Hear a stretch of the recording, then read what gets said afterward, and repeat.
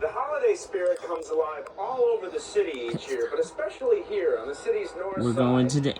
This is a neighborhood where Swedish tradition is found on virtually every corner, and yet it represents the diversity that makes Chicago so great. Our destination? Andersonville. Within minutes of arriving in this north side community, you know you're visiting a place where people take pride in their homes, their families, and their roots. When I grew up, it was a great place to live. And then I think there were some times, periods when my parents still lived here, and I would have liked it if they moved. But now, the property values are way up, and it's a great place to live now. There's a real small-town feel to this big city neighborhood known as Andersonville. Our tour guide is Joyce Dunn, a greeter for the Chicago Office of Tourism's Chicago Greeter Program. So Joyce, what makes Andersonville such a great destination? Oh, gee, right off the track, I would say it's the multicultural aspect of the whole thing. You just walk along the streets and you see stores and shops and restaurants from every nation under the sun. That's primarily the surface of it. But when you get underneath, you really look for that Swedish element, which was the origin of this neighborhood. The neighborhood dates back to the 1800s when immigrant Swedish farmers began moving north into what was at the time a suburb of Chicago. That rich Andersonville history is preserved at the Edgewater Historical Society and Museum. Now, Andersonville is essentially part of Edgewater, a larger community, correct? Correct. And Andersonville is one of the communities in Edgewater, and we serve the Andersonville community. And the heart of that community is what? I would say the heart of the Andersonville community is Clark Street. To walk along Clark Street is to walk down one of Chicago's most historic thoroughfares.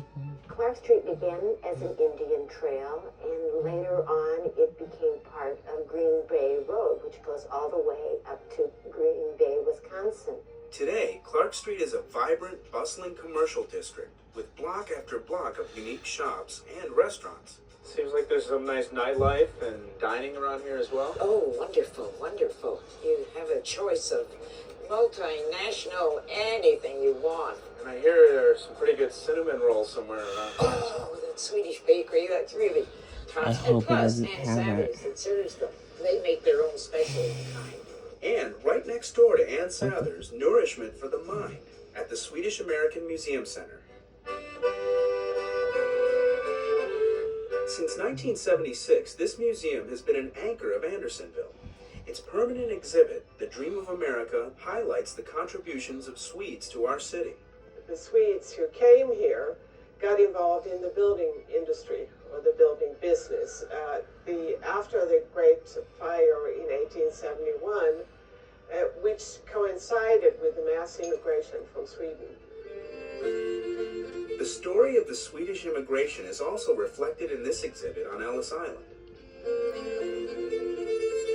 There's also a children's museum, and during the holiday season, many ways to learn about Swedish holiday tradition through classes and seminars. I think Sweden has a very special heritage with the traditions at Christmas, and we just love to share them with anybody who cares to come through our doors. And if you're looking for a last-minute holiday gift, check out the museum's gift shop for some unique ideas.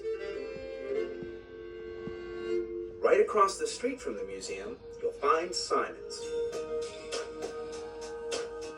So, tell us about this awesome bar. Well, this is a very special place for the neighborhood of Andersonville. It's called Simon's Tavern. It was founded by an immigrant from Småland, Sweden named Simon Lundberg. And this is Simon in the portrait up here. Simon Lundberg's family sold the bar in the 1990s to Scott Martin, a longtime neighborhood resident who is committed to preserving the bar's unusual and historic charm.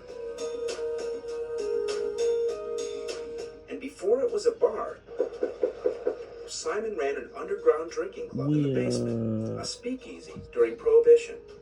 This is the NN Club. It's members only. This was the room. There was only 4 tables down here where the guys would sit, and they had a box of whiskey bottles, and then they sit at 4 different tables, and that was it. When the bar legally opened in 1934, Simon ran it, always with the people of this community in mind. It was around that time that the French ocean liner, the Normandy, was every traveler's fantasy. there was such hoopla, and nobody, of course, in this neighborhood could afford to go on the Normandy. Simon thought he'd try to build a bar that would have the feel of one on the Normandy. So that's why you see the portholes in the back bar, and all the woodwork is rounded, curved, giving it nautical feel. Patrons still enjoy the neighborhood bar feel at Simon's. The holiday season is a great time to stop by Simon's for a trip down memory lane. And it's a great time to visit Andersonville, where every year the holiday spirit comes alive. The best way to get here? On the CTA, of course. Here are the routes that will get you here. Because here we go. 22 Clark. 50 Damon.